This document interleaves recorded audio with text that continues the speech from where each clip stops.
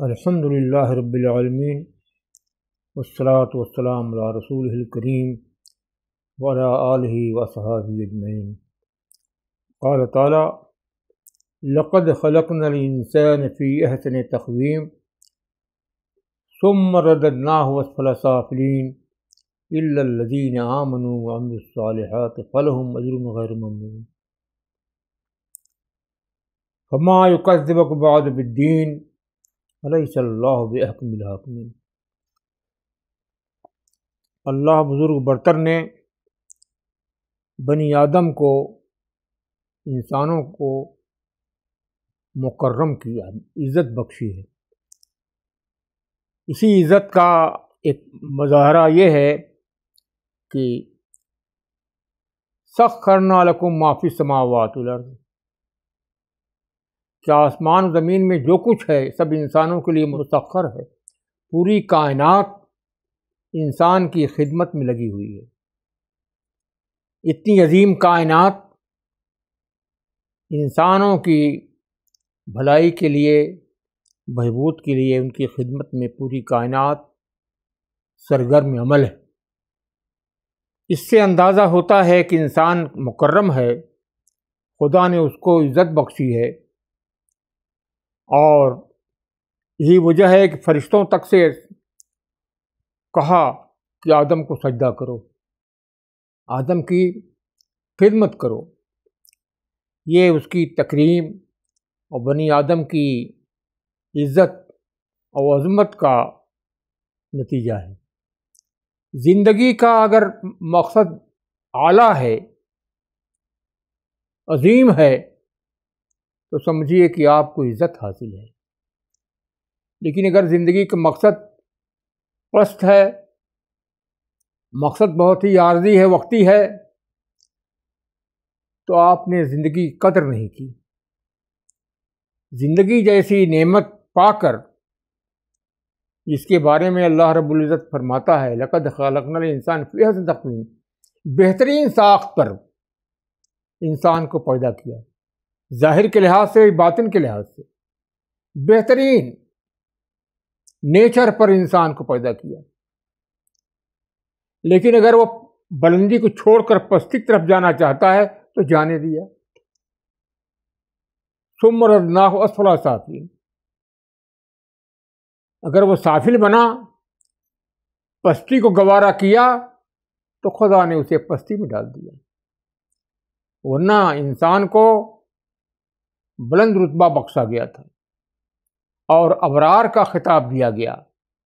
چنانچہ قرآن میں آتا ہے ان کتاب الابرار لفی اللین وما ادراک ما علیون کتاب مرقوم۔ ابرار جو ہیں، ابرار کا خطاب دیا، نیکوکار جو ہیں، ان کتاب الابرار لفی اللین، ابرار کے لیے مقدر ہے کہ وہ عظیم لوگوں میں شامل ہے، وہ عظمت ان کی تقدیر ہے۔ یہ الگ بات ہے کہ وہ عظمت کی قدر نہ کرے اور پستی میں جا کے گرے، یہ اس کی ناکامی ہوگی، یہ اس کی ناعاقبت اندیشی ہوگی۔ تو انسان کو اصلاً خدا نے عظمت بخشی ہے۔ لقد کرمنا بنی آدم، بنی آدم کو، انسانوں کو ہم نے مکرم بنایا ہے، عزت دی ہے۔ اور جیسا کہ میں نے عرض کیا کہ مقصد حیات جو ہے اگر عظیم ہے تو ہمیں عظمت حاصل ہے۔ اگر مقصد حیات گھٹیا ہے، عظیم نہیں ہے، تو پھر عظمت سے ہمارا دامن خالی رہے گا۔ تو اللہ تعالیٰ نے انسانوں کو عظمت بخشی، لیکن آپ دیکھ رہے ہیں کہ میرا خیال ہے کہ دنیا میں مسلم کی تعداد جو ہے 25% سے شاید زیادہ نہ ہو۔ کوئی بتا سکتا ہے کہ کیا تعداد ہے دنیا میں؟ کچھ 25 کہتے ہیں، 24 کہتے ہیں، کچھ اور مزید 35 کہتے ہیں، باقی جو ہے سب حق سے بیگانہ ہیں۔ اور جو مسلم ہیں ان کے اندر کتنی ہی ایمان کی حرارت ہے وہ الگ بات ہے۔ تو زندگی کی عظمت کا تعلق مقصد سے ہے، مقصد اگر عظیم ہے تو ہماری زندگی کو عظمت حاصل ہے، ہم عظیم ہیں. اگر مقصد جو ہے عظیم نہیں ہے تو پھر عظمت سے ہم محروم ہیں. تو مسلم امت مسلمہ وہ ہے جس کو عزت بخشی اللہ نے، اور اس کی خاص علامت یہ ہے کہ اس کی زندگی کا مقصد وقتی اور عارضی نہیں، دائمی ہے.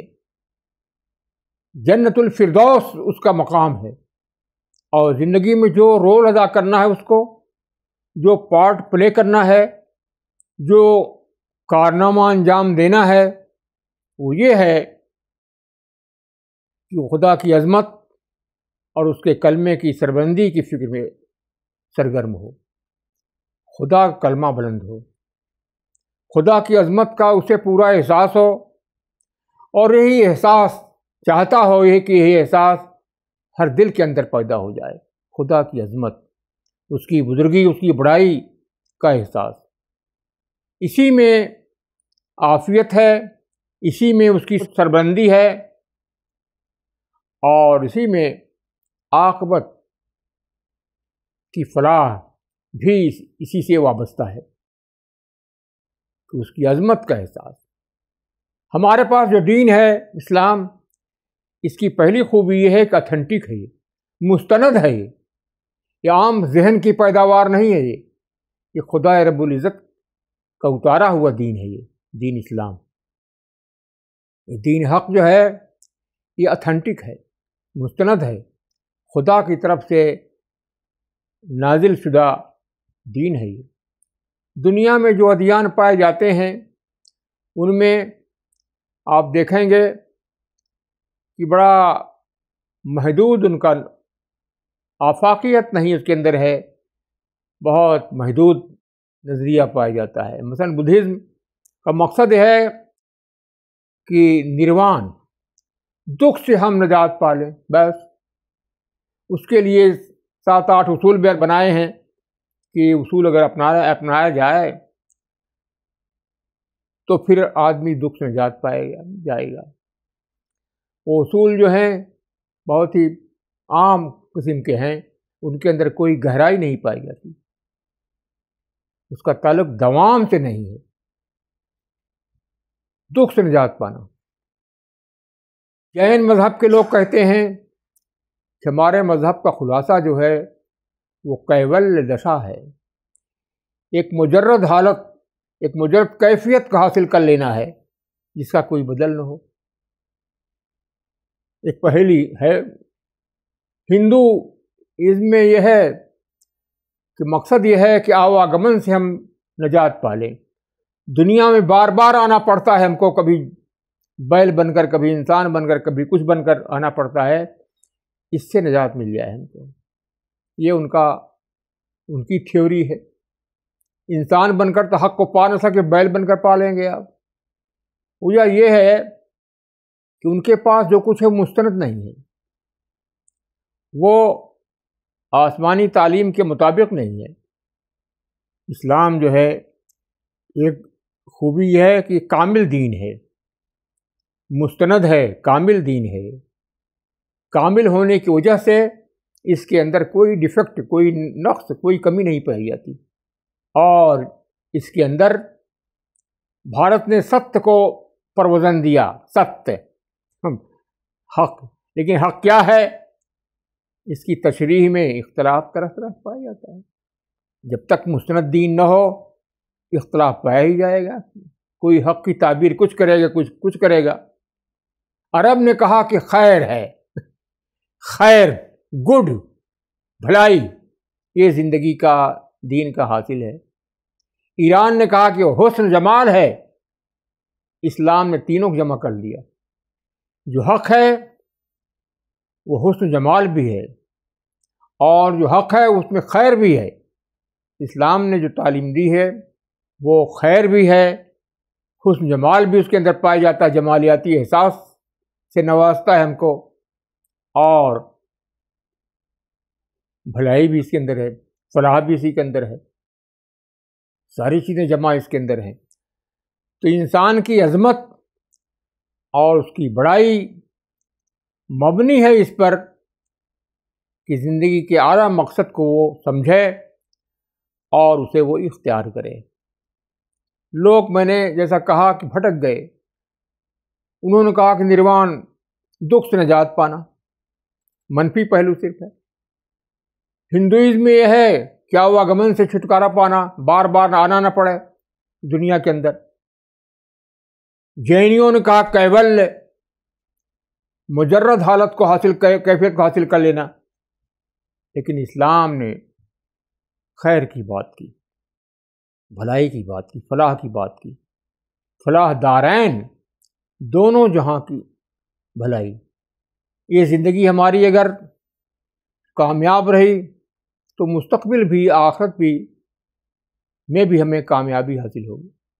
قرآن کے اندر آتا ہے کہ جن کے اعمال باوزن ہوئے، وَأَمَّا مَنْ ثَقُلَتْ مَوَازِينُهُ وَأَمَّا مَنْ ثَقُلَتْ مَوَازِينُهُ، موازین یہ وزن کی جمع ہے اور میزان کی بھی جمع ہے، یعنی اعمال جن کے وزنی ہوئے، فَهُوَ فِي عِيشَةٍ رَاضِيَةٍ، انہیں پسندیدہ زندگی حاصل ہوگی جو جنت بدامہ ہوگی۔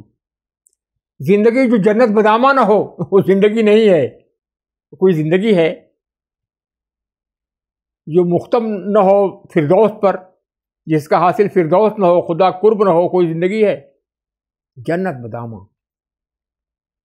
وَأَمَّا مَنْ خَفَّتْ مَوَازِينُهُ، جن کے اعمال پر دار و مدار ہے، جن کے اعمال خفیف ہوئے، ہلکے ہوئے، بے وقت ہوئے، فَأُمُّهُ حَاوِيَةٌ، ان کا ٹھکانہ حاویہ ہے۔ وَمَا أَدْرَاكَ مَا هِيَ، حاویہ کیا ہے؟ نار حامیہ، بھڑکتی ہوئی آگ ہے، وہ آگ سے سوزاں ہے۔ یہ صاف صاف واضح لفظوں میں انسانوں کو آگاہ کر دیا ہے کہ انسان کو عظمت بخشی گئی ہے، لیکن وہ اپنے ہاتھوں سے عظمت سے ہاتھ دھو سکتا ہے، پسچم جا پڑتا ہے۔ ثم رددناہ اسفل سافلین، لقد خلقنا الانسان فی احسن تقویم، بہترین ساخت پر انسان کو بنایا، زندگی کا مقصد اس کا اعلیٰ رکھا ہے، زندگی کو دوام سے وابستہ رکھا، موت کو غافل نے سمجھا اختتام زندگی ہے، یہ شام زندگی، صبح دوام زندگی۔ یہ شام زندگی جو جسے موت کہتے ہیں، یہ شام نہیں ہے، صبح دوام زندگی کی، دائمی زندگی کی یہ صبح ہے۔ یہ نظریہ، یہ عقیدہ دیا ان کو۔ انسان کی عظمت جو ہے اسی سے وابستہ ہے کہ حق سے وہ آشنا ہو، راز آشنا ہو، وہ جان جائے اس بات کو کہ اس کی تقدیر جوام ہے، فردوس ہے، خدا کا قرب ہے۔ یہاں کی زندگی، دنیا کی زندگی تو یہ دیکھنے کے لیے ہے کہ کون دوام کا مستحق ہے، کون خدا کے قرب کا مستحق ہے، کون فلاح دارین کا مستحق ہے، یہ دیکھنے کے لیے ہے۔ لیکن لوگوں نے طرح طرح کے مقاصد قرار دے لیے، کچھ فیسلٹیز کو، سہولتوں کو، کسی نے کسی چیز کو، لیکن اصل مقصد تھا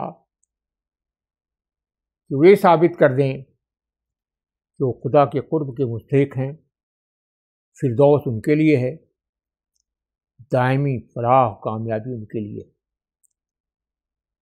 اس کے لیے قرآن نازل ہوا، اس کے لیے پیغمبر آتے رہے، اور آخر الزماں صلی اللہ علیہ وسلم اسی لیے آئے، اور قرآن محفوظ شکل میں، اتھینٹک شکل میں ہمارے ہاتھوں میں ہے، کامل کتاب جس کے اندر کسی طرح کی کوئی کمی نہیں ہے، زندگی کے تمام گوشوں، تمام شعبوں کے لیے ہدایت اس کے اندر ہے، اور بلا کہ اس کے اندر نغمگی پائی جاتی ہے، موسیقیت پائی جاتی ہے قرآن کے اندر، تم حیران ہیں۔ اور کہیں بھی اس کا معیار، کہیں بھی اس کا اسٹینڈرڈ لو نہیں ہوا ہے، فکر کے لحاظ سے، فکری لحاظ سے بھی اور ظاہری لحاظ سے بھی قرآن کا اسٹینڈرڈ، اس کا معیار کہیں گرا نہیں ہے۔ غیر کہتے ہیں کہ بھائی کیسے ہوا یہ کلام از اول تا آخر، اس کا معیار کہیں ڈاؤن نہیں ہوتا، گرا نہیں ہوا کیسے؟ بڑے سے بڑا شاعر ہوتا ہے، پوئٹ ہوتا ہے، اس کا کلام یکساں نہیں ہوتا، ایک غزل کے تمام اشعار یکساں نہیں ہوتے۔ یہ کیسے ہوا؟ یہ اتنی بڑی کتاب کہیں بھی فکری لحاظ سے بھی، عملی لحاظ سے بھی کہیں اس کا اسٹینڈرڈ لو نہیں ہوا کیسے؟ یہ ہوتا نہیں۔ ان کا کہنا ہے اس کا جواب دینے سے دنیا قاصر ہے۔ جو خدا کلام نہیں مانتے وہ اس کا جواب نہیں دے سکتے۔ البتہ مسلمانوں کے لیے تو کوئی سوال ہی نہیں ہے، وہ تو خدا کلام مانتے ہیں اسے، اور دلیل ہے خدا کلام ہونے کی کہ اس کا اسٹینڈرڈ کہیں لو نہیں ہوا۔ ایسا کلام کوئی پیش نہیں کر سکتا۔ آپ معمول بنا لیں کہ روزانہ آدھا پارا پاؤ پارا کی تلاوت معمول بنا لیں صبح کے وقت، اور تلاوت کے ساتھ پھر اس کا ترجمہ اس کا کہ اللہ نے کیا فرمایا ہے، تو آپ دیکھیں گے کہ زندگی کا ذائقہ بدل جائے گا۔ سورہ فاتحہ میں ہے ایاک نعبد و ایاک نستعین اہدنا الصراط المستقیم۔ غور فکر جاری رہنا چاہیے۔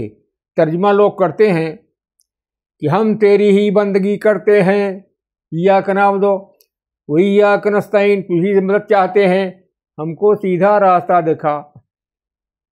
سوال پیدا ہوتا ہے کہ جب بندگی کر رہے ہو تو ہی تو سیدھا راستہ ہے، سیدھے راستے پر ہو۔ جب کہہ رہے ہو کہ ہم تیری ہی بندگی کرتے ہیں تو اور سیدھا راستہ کیا ہوگا؟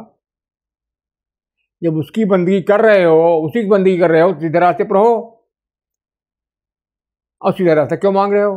لیکن سب ہی ایاک نعبد، ہم تیری ہی بندگی کرتے ہیں، تجھی مدد مانگتے ہیں، ہم کو سیدھا راستہ دکھا۔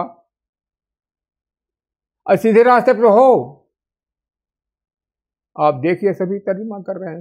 ہاں، ایک شاہ عبد القادر گزرے ہیں دہلوی، شاہ اللہ صاحب کے بیٹے تھے، فرزند تھے، انہوں نے ترجمہ یہ نہیں کیا ہے، انہوں نے ترجمہ کیا ہے ایاک نعبد، ہم تیری ہی بندگی کریں،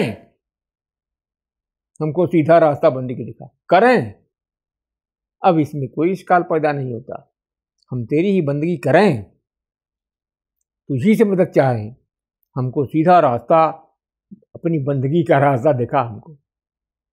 لیکن نہیں، لوگ آنکھ بند کر کے ہوئی غور نہیں کرتے۔ جب بندگی کر رہے ہیں اسی کی تحت سیدھا راستہ ہے تو سیدھا راستہ کیوں مانگ رہے ہو؟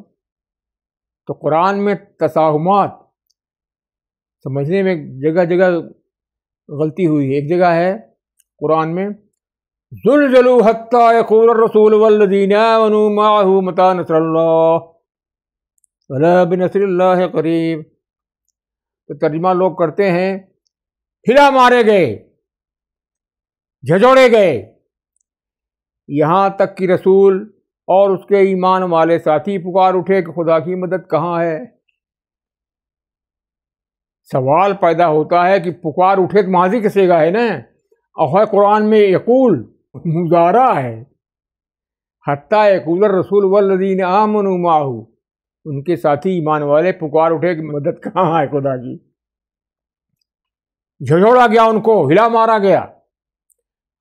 حتی کا مطلب ہوتا ہے یہاں تاکی، حتی مانے تاکی، دشمنوں نے ان کو جھجوڑا، ستایا بری طرح، تاکہ رسول بھی اور اس کے ساتھی بھی پکار اٹھے مدد کہاں ہے، مایوس ہو جائیں، خدا کی مدد سے مایوس ہو جائیں۔ یہ مطلب تھا، اور لے لیا کہ پکار اٹھے، اور مضارع ترجمہ کر رہے ہیں کہ پکار اٹھے رسول بھی اور اس کے ساتھی ایمان والے بھی، یہ خدا کی مدد کہاں ہے؟ تو سمجھنے کی ضرورت ہے۔ حضرات، اللہ کا شکر ادا کیجیے کہ زندگی میں آپ کو حق حاصل ہے، دین حق سے آپ آشنا ہیں، اس کی ہم قدر کریں، اس پر جتنا بھی شکر ادا کریں خدا کا وہ کم ہے، اس کے شکر گزار ہوں، اس کی قدر کریں، اور زندگی کو سنواریں اس کے ذریعے سے، اور پھر ہماری کوشش یہ ہو کہ بندگان خدا تک یہ دین پہنچے، ان کے لیے قابل فہم بنا کر دین کو ہم پیش کریں، اور یہ پیش کرنا جو ہے ایک فائن آرٹ ہے، حکمت کے ساتھ پیش کرنا، خوشگوار بنا کر، اسے نشاط انگیز بنا کر پیش کریں، بوجھ بنا کر نہیں، ناگوار بوجھ بنا کر۔ یہ دین ایسا ہے، ہماری زندگی کا حاصل ہے یہ، اس میں امید ہی امید ہے، خوشخبری ہے، بشارتیں ہیں اس کے اندر، یاس اور ناامیدی نہیں ہے پائی جاتی۔ تو ہمارا فرض ہوتا ہے کہ اس کو ہم سمجھیں اور خدا کے شکر گزار ہوں، اور لوگوں تک اس حق کو پہنچائیں کہ یہ حق جو ہے، یہ پیغام جو ہے، پہلی خوبی ہے کہ مستند ہے، یہ آتھینٹک ہے۔ دنیا میں کوئی پیغام جو ہے آتھینٹک نہیں رہا، لوگوں نے اس کے اندر بہت کچھ تحریف کی، بہت کچھ بڑھایا گھٹایا۔ صرف آپ کے پاس جو دین ہے، جو کتاب ہے، اس میں کوئی تحریف نہیں ہوئی ہے، مستند ہے، ایک حرف ایک لفظ بدلا ہوا نہیں ہے، اور خوبی اس کی یہ ہے کہ بڑا ہی جاذب قلب و نظر ہے اس کا پیغام، اس کا فکر۔ یہ بتائیے کہ اللہ کے معنی آپ جانتے ہیں کیا ہوتا ہے؟ اللہ اللہ کرتے ہیں ہم، اللہ کے معنی کچھ ہوں گے نا؟ کوئی صاحب بتائیں گے کہ اللہ کے معنی کیا ہوتے ہیں؟ خدا کہنا تو بدل کہہ دیا، لیکن ترجمہ نہیں ہوا، معنی نہیں ہوئے۔ اور ایمان کے معنی کیا ہوتے ہیں؟ یقین تو ابو جہل کو بھی تھا، دشمنی میں انکار کر رہا تھا، وہ جانتا تھا کہ محمد صلی اللہ علیہ وسلم سچے ہیں، لیکن دشمنی میں ساری پیغمبری بھی نہیں خاندان میں، نہیں مانیں گے ہم، تو یقین نہیں بنے گا، ایمان یقین ترجمہ ادھورا ہے۔ تو اللہ کے معنی ہوتے ہیں منموہن، دل ربا۔ اللہ کے معنی ہوتے ہیں دل ربا، دلوں کو کھینچ لینے والا، دلوں لیے جس کے اندر کشش ہو، جاذبیت ہو۔ اور ایمان کا مطلب ہوتا ہے گرویدگی، گرویدگی، یقین نہیں بلکہ گرویدہ ہو جائیں اس کے، پا کر صرف یقین نہ ہو بلکہ بہت بڑی نعمت آپ کے ہاتھ آ گئی۔ اور ذکر آتا ہے، فذکر نفعت الذکر، ذکر سے آس نہ کرو اگر ذکر جو ہے فائدہ بخش معلوم ہو۔ چٹان پر پھول اگانے کی کوشش مت کرنا، ٹائم برباد مت کرنا، صلاحیتوں کو تلاش کرو۔ فذکر نفعت الذکر، ذکر کا مطلب ہوتا ہے آگہی، اویئرنیس، اور اللہ کا مطلب ہوتا ہے دل ربا، اور ایمان کا مطلب ہوا گرویدگی، اور ذکر کا مطلب ہوا آگہی، اویئرنیس۔ سب سے بڑی آگہی زندگی کی، کہتے ہیں گوتم بدھ کو، بودھ گیا میں ایک درخت تھا، پیپل یا کس کا، اس کے نیچے بیٹھے تو ان کو گیان ملا، ان کو کیا ملا وہ الگ بات ہے، وہاں گیان ملا ان کو، تھک گئے تھے وہ۔ تو ذکر کا مطلب ہوتا ہے آگہی، کچھ جاننے کا باقی نہیں رہا۔ اسلام نے ہم کو مالا مال کر دیا علم کے لحاظ سے، کچھ جاننے کو باقی نہیں رہا، اور جو جانا وہ خوشتر ہے، بہتر ہے، خوشتر ہے، جس کا اختتام جو ہوتا ہے خدا کی ذات پر ہوتا ہے۔ ہماری زندگی کا حاصل خدا کی ذات ہے،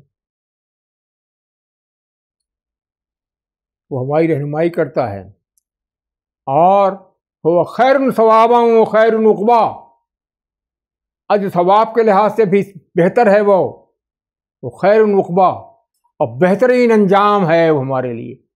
ہماری زندگی کا انجام کی تعبیر اس کی ذات ہو، اس سے بڑی بات کیا ہو سکتی ہے؟ اتنی بڑی نعمت آپ کے پاس ہے، پھر بھی ہم اداس ہوں، چہرے ہمارے مرجھائے رہیں، اس کا مطلب ہے کہ ہم نے سمجھا نہیں کتنی بڑی نعمت حاصل ہے۔ ایک مالدار صاحب ثروت بھیک مانگ رہا ہو تو اس کا مطلب ہے کہ اس کے دولت کی خبر نہیں ہے، اس کے پاس جو دولت ہے ہے، اس کی قدر کرنی چاہیے. جو نعمت آپ کے پاس ہے اس کی قدر کریں. دین دنیا دونوں کی بھلائی وابستہ اس سے ہے. یہ دین آپ کے پاس ہے تو آپ صاحب ثروت ہیں، آپ غنی ہیں، آپ مفلس نہیں، افلاس زدہ نہیں ہیں. مستقبل آپ کا روشن ہے، یہ زندگی آپ کی شاندار ہے. اور پھر زندگی کا مقصد یہ ہے کہ آپ بخیل نہیں ہیں. آپ چاہتے ہیں کہ انسانیت جو ہے اس سے آشنا ہو، اس حق سے آشنا ہو. حق کو قابل فہم بنانا فائن آرٹ ہے. یہ آپ کا ہمارا فرض ہوتا ہے کہ حق کو ہم قابل فہم بنائیں، قابل اختیار وسیع اختیار ہی بنائیں، نعمت بنا کر پیش کریں، زحمت بنا کر نہیں. تو زندگی کا مقصد اگر اعلیٰ ہے تو آپ کو عظیم زندگی حاصل ہے، عظمت آپ کو حاصل ہے. اگر مقصد عظیم نہیں ہے تو پھر آپ وہی قرآن کے الفاظ میں وَأَمَّا مَنْ ثَقُلَتْ مَوَازِينُهُ فَهُوَ فِي عِيشَةٍ رَاضِيَةٍ وَأَمَّا مَنْ خَفَّتْ مَوَازِينُهُ فَأُمُّهُ هَاوِيَةٌ وَمَا أَدْرَاكَ مَا هِيَهْ نَارٌ حَامِيَةٌ. فَأَمَّا مَنْ ثَقُلَتْ مَوَازِينُهُ، موازین عمل کے باوزن عمل ہی سے آدمی باوزن ہوتا ہے. جو باوزن ہیں اپنے اعمال و کردار کے لحاظ، کریکٹر کے لحاظ سے، انہیں پسندیدہ زندگی حاصل ہے، مطلوب زندگی حاصل ہے، جو جنت بدامہ ہے. جو جنت بدامہ ہے، جنت جس سے وابستہ ہے، جس کا اختتام جنت پر ہے. وَأَمَّا مَنْ خَفَّتْ مَوَازِينُهُ، جن کے اعمال بے وقت ہے، بے وزن ہیں، تو ان کا ٹھکانہ ہاویہ ہے. ہاویہ کیا ہے؟ نارن حامیہ ہے، وہ بھڑکتی ہوئی آگ ہے، آگ سے سوزاں ہے، وہ تباہی ہے وہ. تو اللہ تعالیٰ نے ہم کو آپ کو آگاہ کر دیا ہے کہ ہمارے لیے کیا سامان تیار کر رکھا ہے، کیا نعمتیں تیار کر رکھی ہیں، اور اس کو حاصل کرنے کے لیے ہمیں کیا کرنا ہوگا، کیا ذمہ داری ہے جو ہمیں پوری کرنی ہوگی. شیطان تو غافل کرنا چاہتا ہے کہ ہم غافل ہو جائیں، رنگ رلیوں میں مصروف ہو کر رہ جائیں، حقیقی نعمت سے ہم غافل ہو جائیں. ہمارا فرض ہوتا ہے کہ اس کو سمجھیں، اور اس کے لیے لازم کر لیجئے کہ آدھا پارا، پاؤ پارا قرآن کی تلاوت معمول بنائیے اور تدبر کیجیے، ترجمہ پڑھیے، غور کیجیے اس پر، تو بڑے راز آپ پر کھلیں گی. کتاب ایسی ہے کہ ہمیشہ تازہ بتازہ رہتی ہے، کبھی فرسودہ نہیں ہوتی، کبھی پرانی نہیں ہوتی. قرآن کے عجائبات کبھی ختم نہ ہونے کے نہیں ہیں. کلام الہی ہے نا، اس کی عجائبات، اس کی خوبیاں لامحدود ہیں. بحر نا پیدا کنار ہے رحمتوں کا. یہ کسی قوم کے پاس ایسی چیز نہیں ہے.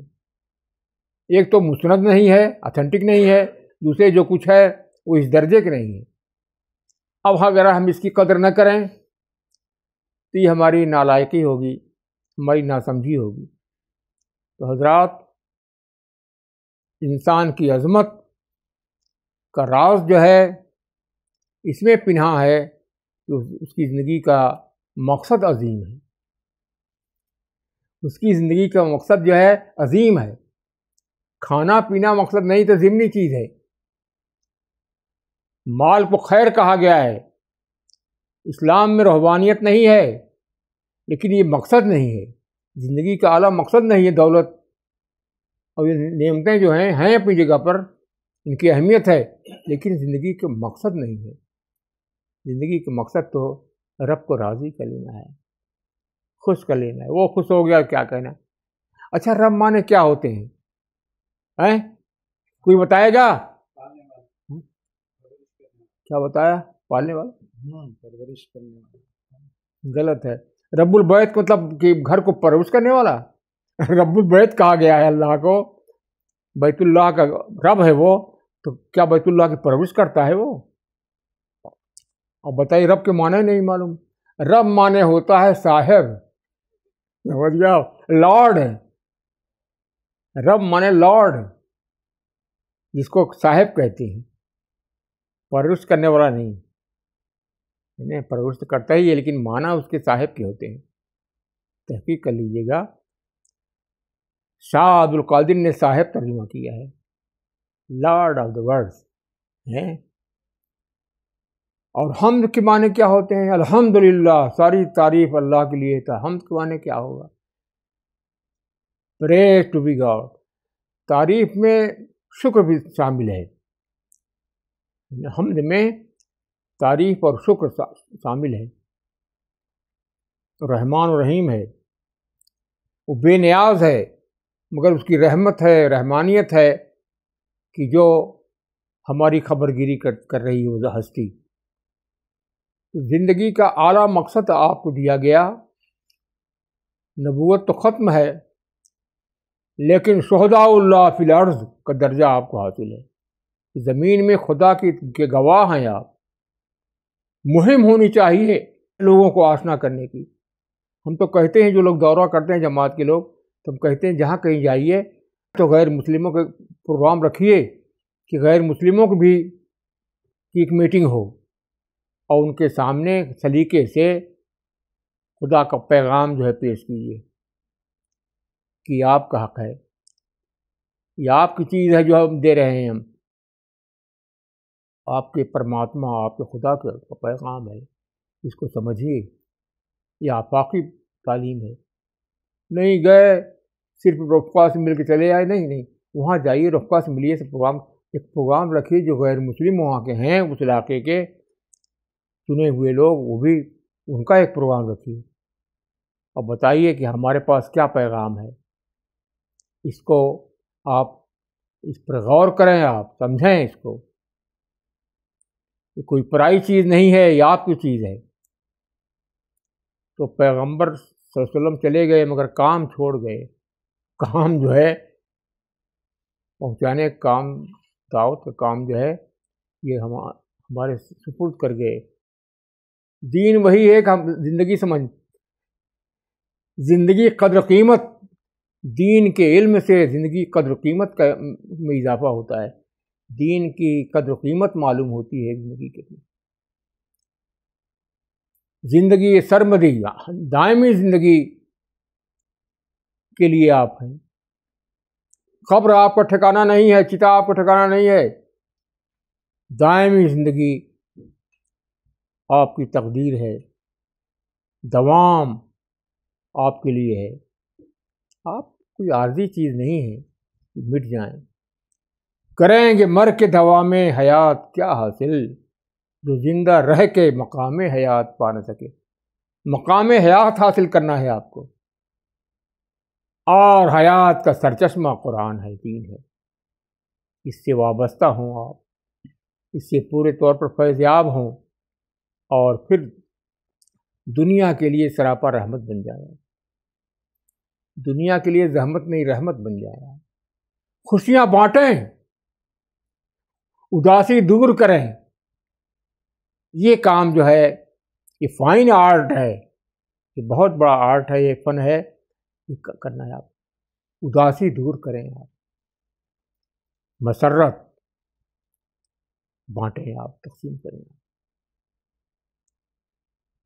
یہ کام آپ نہیں کریں گے تو کیا بھٹکے ہوئے لوگ کریں گے؟ ان کو خود پتہ نہیں ہے حیات کا۔ وہ سبزہ ننگ چمن ہے جو لہلہا نہ سکے، وہ سبزہ ننگ چمن ہے، چمن کے لیے باعث شرم ہے، جو لہلہا نہ سکے۔ وہ گل ہے زخم بہاراں جو مسکرا نہ سکے، وہ گل نہیں ہے، پھول نہیں ہے جس کے اندر مسکراہٹ نہ ہو۔ آپ کے اندر مسرت نہیں ہے، حق کی خوشی نہیں ہے، جو وجد انگیز ہے، تو پھر کون آئے گا، کون بہاریں لائے گا؟ یہ آپ کا فرض ہوتا ہے۔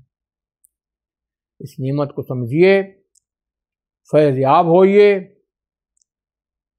اور پھر دنیا کو فیض یاب کیجیے۔ یہ ہدایت ہے، ہدی للمتقین۔ یہاں بھی لوگ غلطی کرتے ہیں کہ متقی جو ہیں ان کے لیے ہدایت ہے۔ نہ اور آگے بیان کیا گیا متقی کون ہے، ہدی للمتقین الذین یؤمنون بالغیب ویقیمون الصلاۃ مما رزقناہم۔ آگے سب بیان کیا گیا ہے کہ غیب پر ایمان رکھتے ہیں، وہ نماز قائم کرتے ہیں، خرچ کرتے ہیں اللہ کے راستے میں۔ متقی کا وضاحت آگے خود کیا گیا ہے۔ ہدی للمتقین کا مطلب یہ ہوتا ہے کہ ہدایت ہے جس سے فیض یاب ہیں وہ لوگ جو اہل تقویٰ ہیں۔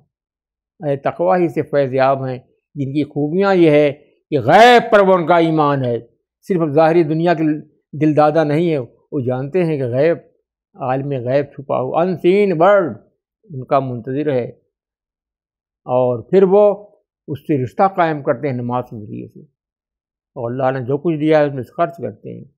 اولئک علی ھدی من ربہم واولئک هم المفلحون، یہی اپنے رب کی ہدایت پر ہیں، راہ پر ہیں، اور صحیح بات یہ ہے کہ فلاح یاب ہی، کامیاب ہی ہیں، زندگی انہی کی ہے، صحیح معنوں میں یہی زندہ رہے زمین پر، زمین کی آبرو یہی ہے۔ یہ کچھ باتیں تھیں جو گوش گزار کی گئیں۔ ہماری خواہش یہ ہے کہ اس نعمت کو جو آپ کو حاصل ہے اس کی قدر کریں، شکر ادا کریں، تاکہ نعمت میں اور اضافہ ہو، اور جہاں مال دولت پا کر ہم کو خوشی ہوتی، فطری بات ہے، ہونی چاہیے، وہیں یہ نعمت جو آپ کو حاصل ہے اس پر خدا کا شکر ادا کریں، خوشی منائیں آپ، تو پھر زندگی کے اندر رنگ آئے گا، زندگی آپ کی پربہار ہوگی۔ ہاں، بندگان خدا کو نہ بھولیں آپ، جہاں اپنی فکر ہو پہلے مقدم ہے، اسی کے ساتھ ساتھ بندگان خدا کی بھائیوں کی بھی فکر کریں۔ اس سلسلے میں جماعت کے مقاصد میں سے ہے یہ، اور جو جماعتیں ہیں اور ان کے مقاصد میں شامل نہیں ہے، دعوت دین شامل ہی نہیں ہے، گشت کرتے ہیں تو بھائیوں ہی کیا گشت کرتے ہیں، نماز کی تاکید کرتے ہیں، غیروں کے پاس نہیں جاتے کہ بھائی ہماری سنیے، کل شکایت کریں گے آپ کی، چھپا رکھا تھا آپ نے، نعمت کو چھپا رکھا تھا، ہم چھپانا نہیں چاہتے، یہ آپ کی چیز ہے، اس کو سمجھیے، آپ اس کی قدر کیجیے، اس میں خوشخبری ہے آپ کے لیے، دائمی حیات کی، پربہار جنت کی خوشخبری ہے، خدا کی رضامندی کی خوشخبری ہے، یہ پرایا مال نہیں ہے۔ تو یہ ذمہ داری، جہاں نعمت ملی ہے آپ کو وہیں ذمہ داری بڑھ جاتی ہے، اس کے لیے تیاری بھی ضروری ہے، دین کو قابل فہم بنانا، لوگوں کو گوش گزار کرنا، نعمت بنا کر پیش کرنا، یہ آپ کا کام ہے، اور یہ فائن آرٹ ہے، بہت بڑا فن ہے۔ آپ کام کریں گے تو اللہ تعالیٰ رہنمائی کرے گا، سجھاؤ دے گا۔ وآخر دعوانا الحمدللہ رب العالمین۔